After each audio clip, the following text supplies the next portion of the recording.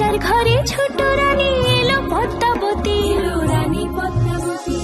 রাজার আরো 6টি রানীর ছিল না সন্তান, পদ্মাবতীর কোলালোতে মিলল সমাধান। বছর যেতে জন্ম নিল 7 ছেলে 1 মেয়ে, হয় খুশির আকাশ হঠাৎ কালো মেঘে গেল ছেয়ে।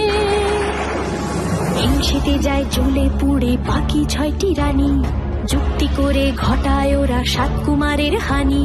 সুযোগ মতো 7 ছেলেকে মাটিতে দেয় পুঁতে, বাঁচে একা পারুল, ওরা পায় না তাকে ছুতে। ধাইমা বাজায় সেই মেয়েকে বড় করে তোলে, 7 ভাইকে পায় যে পারুল 7টে চাপা ফুলে।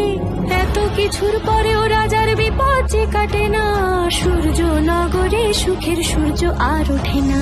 হিংসা বিবাদ বিচ্ছেদ আর প্রেমের কাহিনীতে পারুল বোন কি পারবে 7 ভাই চম্পাকে জাগাতে।